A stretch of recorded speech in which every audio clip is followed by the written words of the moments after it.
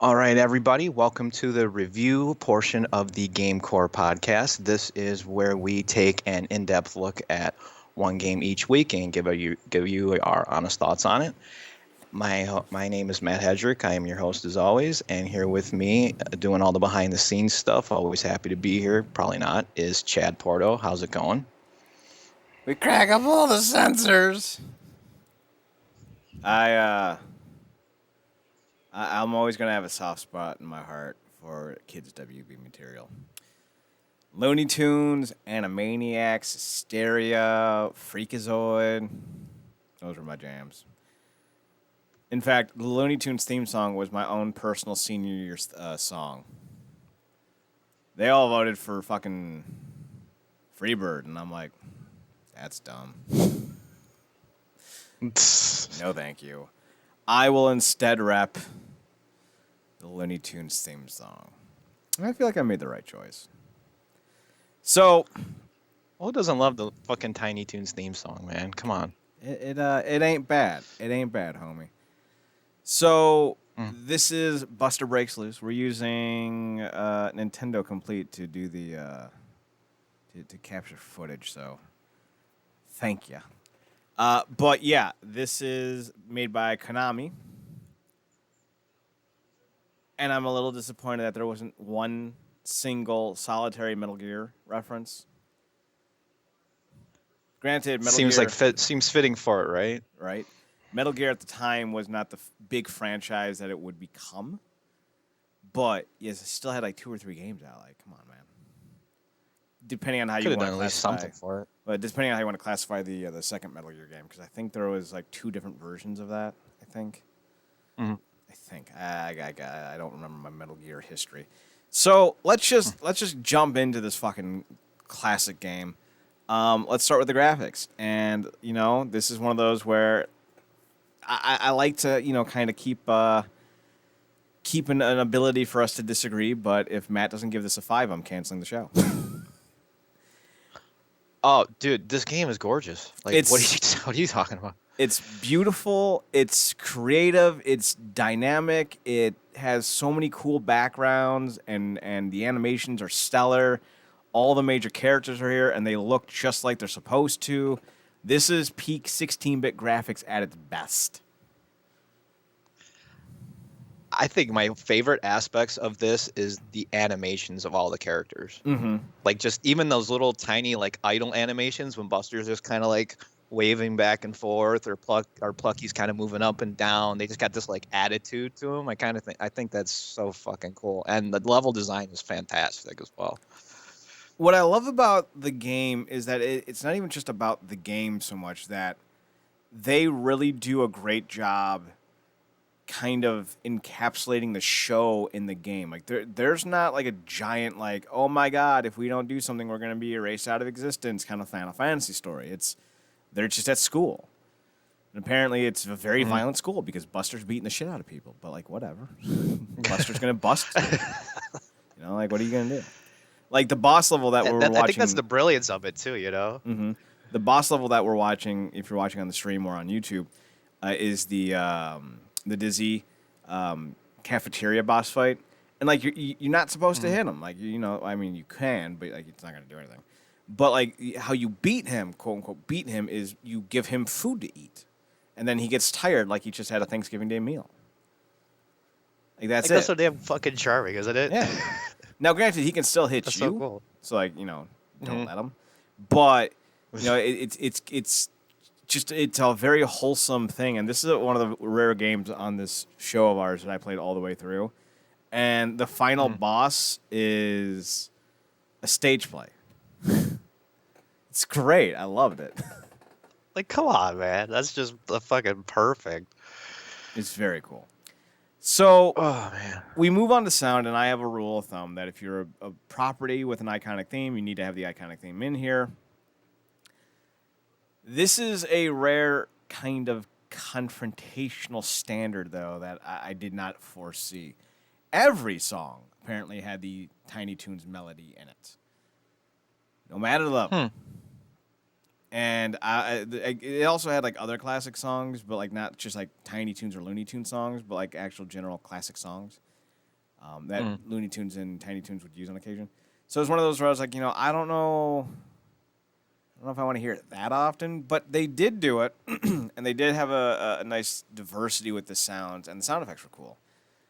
But definitely playing this, if you are one of those people who gets easily burned out on a song, which I am not, it can be a little repetitive, because it's not that they did it in a way that they were being lazy. It's that they tried to infuse it as often as possible as fan service.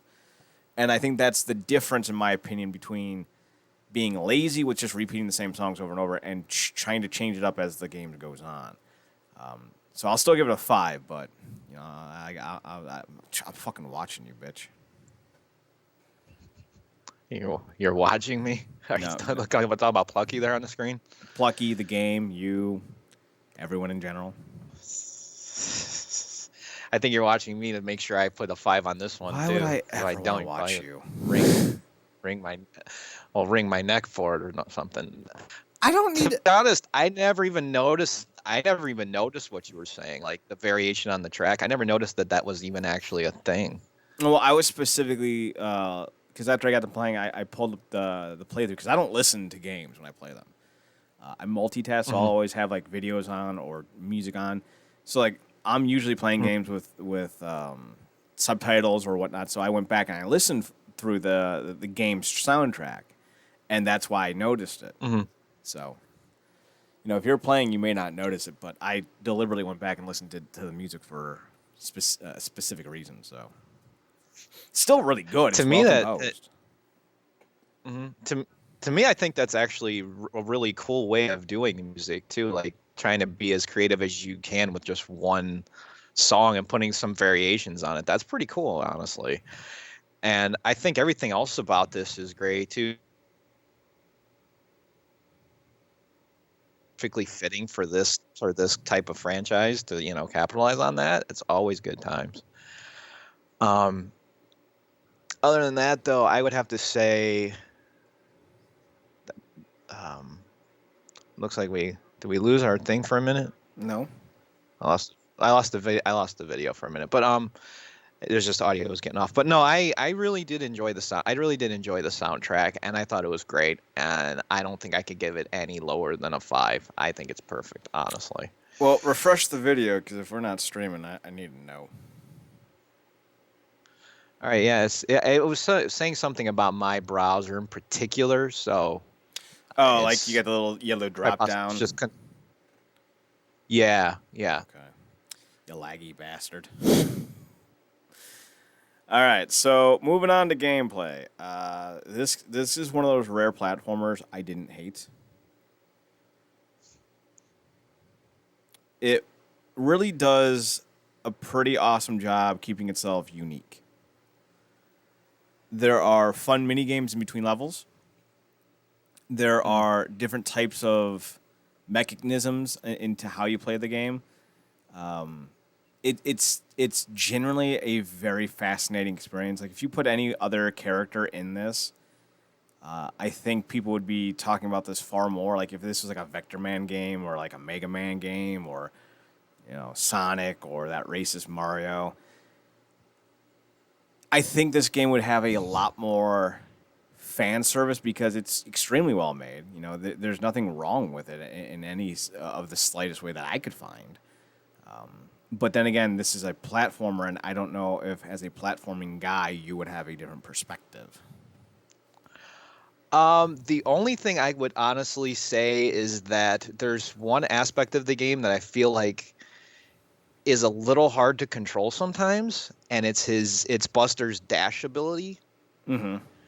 I think at times it's a little hard to stop him once you get enough momentum going. There's no real break where you can hit the brakes immediately and stop if there's a hazard in front of you, so it's hard to really control that. But past that, everything else is solid. There's lots of variety. It's very entertaining. I love the variation too and how it changes things up and silly and stuff. Like one thing here you're going to see on the train. This was one of my favorite aspects of the gameplay. Is you see these nets coming at you on the screen. The coolest thing about this is that if you get caught by one, you're not totally dead. You can actually push through the net with your dash.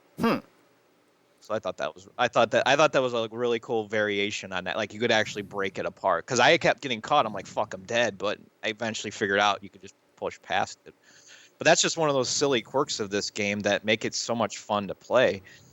And I this game is absolutely insane. Let's just say that for gameplay's sake. But it all works. It's all fun. I don't have a single problem with it, honestly. So what's your score then? So what was yours? Well, that's why I'm asking you. Did not give it yet. I have not given it. Okay. Yeah. Despite that, like slight quirk, which doesn't really drop the gameplay that harshly. Like I don't think it's enough to make it bad. So I honestly would put it at a solid 5. Like I would say for a platformer, this is tight and responsive, works really well. I see you're a 5, and I raise you a 5. Now, fun factor is completely subjective. You don't need to like it. You don't need to hate it. It's just kind of whatever. Definitely, this is a game that speaks to me on a fundamental level. Big fan of the Tiny Toons. Buster in general. And I'm not usually the main favorite character kind of guy. But Buster's my homie. I dig him. Plus, I enjoy the fact that, instead of like just jumping on top or, doing other dumb shit that typical platformers do, you do a front kick. I love that. That's so cool. It's just like, pow, and he does like a fucking Roadrunner dash too. Like how fucking cool is that? Yeah, the Roadrunner dash just takes people out like boom. So like that's pretty sick. This is one of those games that I completely enjoy. I'm gonna give it a 5 because this is straight up my alley in terms of it's bonkers, it's creative. I'm not a big platform guy, but I feel like the subject matter offsets the platform nature of this game. So. Yeah, I had an absolute blast playing this just from the sheer variety alone and the fucking insane ideas they came up with at times just for levels. Like there's literally a level where you're playing pinball. Like that level was a blast to play. The different effects that they, incorporate into the gameplay are fun as well. I love it, man. I had such a good time with this, and I was humming the damn tune even after I played this, and it's so fucking catchy.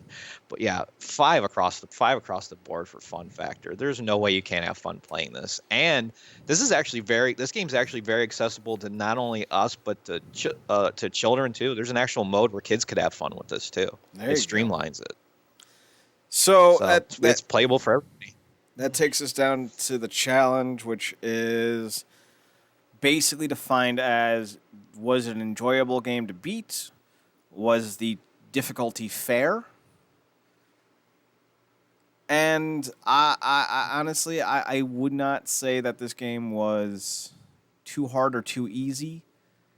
I don't know if there's a lot of satisfaction there as opposed to like beating this game compared to fucking Dark Souls. I don't know. I don't know about that. But this game keeps making you want to play. So the challenge isn't, I think, the driving factor. It can be a little difficult at times, but nothing that I would say is insane. So I'm kind of split here. Like on one hand, it's not the hardest game I've ever played, but the difficulty is fair. But on the other hand, I can't say I'm playing this game specifically for the difficulty, as opposed to seeing what happens next. So I don't know. Yeah, that's kind of where I had the feeling we were gonna go. Is like the whole entire reason you play this game is because you want to see the next fucking crazy idea that comes up with. That's part of like the reward for getting through the next stage. But does that really leave you feeling that satisfied in the end? Because once you're done with the end of it, and don't you always, if you're still wanting more out of it, does that leave you with a satisfied feeling? And I don't know if I feel that way either. I would say in everything else, it's fairly balanced. The challenge is not that difficult. It's not. There are parts that I struggled with here and there, but it was more due to a lack of precise timing on my part, not so much broken aspects of the game in any way. So I'm never going to fault it on that in that sense. And I love in this part where you actually go to, they actually, I don't know if you ever noticed, they actually have you go to 88 miles per hour. Yeah. That's fucking badass. But no, I would have to say, this, I don't know if where you are, but I'm like right in between the 4 and 5. I'm somewhere in there. And I don't know which one to go to. Well, I'll give you mine after you give me yours because I've made a decision on mine, and I don't want to influence on yours. I have to honestly say, I think there's enough of a fair balance in here that it earns a solid 5. I want to say that. I'm on the same train. Yeah? Yeah. I thought this game is exactly the thing that a 16-bit game should offer, not just in terms of the difficulty, but everything. It's dynamic, it's diverse, it's creative, it's fun. There's a reason to keep going for whichever desire that ails you. There's plenty of cool little mini games. Like it just works, and the story's cool. Like, you know, like it's not the craziest story in the world, but it's like another episode of the cartoon. And if you were growing up like me, a fan of the cartoon, it'll definitely give you those nostalgia bubbles. So, you know, it's like a fresh can of bubbly or bubbly. You know, it just hits you with all the right notes. It's fresh. It's Yeah, unique. everything it has in here works well for with the universe that it's trying to cater to. Oh, Like to what it's trying to do. Absolutely, it does. No simple math required. That's 25 out of 25. It gets a pure 100%. Our first one in God knows how long. Wow, though, like out of all things to get a perfect score, a fucking platformer, A platform Super Nintendo license game. that's figure. that's not going to happen all the time. And truthfully, like as we're doing these, I was like, I don't know if this deserves a 100. But like as we kept talking about, it, I'm like, I can't make an argument against it. So like here we are. It now sits on the same level as Symphony of Night. What were the other two? Was it Last of Us? Last of Us, Symphony of the Night is one of them, and I believe Street Fighter is up there now, the new challengers or something like that. I think that one got a 100 just because of the music. Not even gonna lie. It deserves it. Good. There's no doubt of that. Right, that music is so goddamn good. It could have been like it could have been the first Street Fighter game, but with Street Fighter 2 music, and I would be like, no, I'm fine with this. This is a moment in GameCorp history, man, where a platformer gets 25. This is a moment. Don't fucking get used to it. Trust me, I'm not. It's just like put this moment in a fucking time capsule and save it. Okay, so the 100s, yes, we have 4. It is Symphony of the Night, Last of Us, Super Street Fighter 2, TNC, and A Link to the Past. With Chrono Trigger, Mario RPG, Mega Man X, Rocket Knight, Devil May Cry 5, Donkey Kong Country, Secret of Mana, Castlevania 3, Injustice 2, Revenge, and No Mercy, though wrestling games, rounding out the top games. Those are 90% and up. So, go to the website, I actually came. Yes.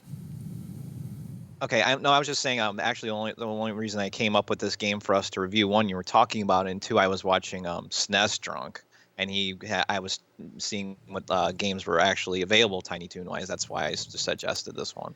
Yeah, we're only gonna refer to SNES Drunk because of the show, but y'all, it's SNES. Just fucking get on board. Like, stop, just stop. I'm only saying it because that's the way he says his name. Right, I don't prefer saying that way. I'm right there with you. Like we'll call him SNES Drunk because that's his name.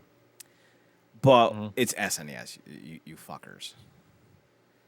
God damn it. I hate when people do that. That and like naming couples. Ugh. You people are the worst. Some massive pet peeves there, man. You're the worst human beings in the world. Like it's you, Hitler, and the guy that invented pineapple pizza in that order.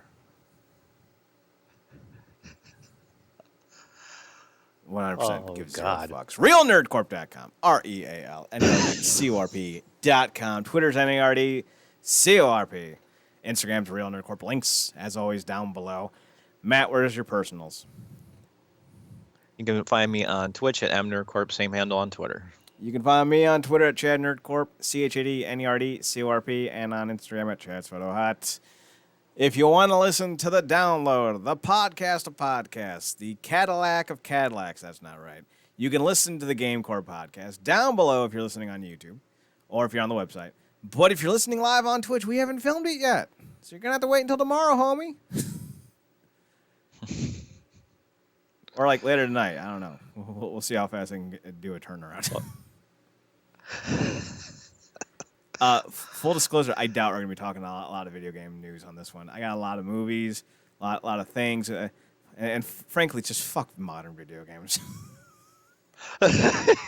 Like, we might become that show. Some days I'm really with you there, man. I'm not going to fucking lie. Like, I'm not gonna lie. Honestly, like, we're going to become a retro gaming show only, and it's just a matter of time.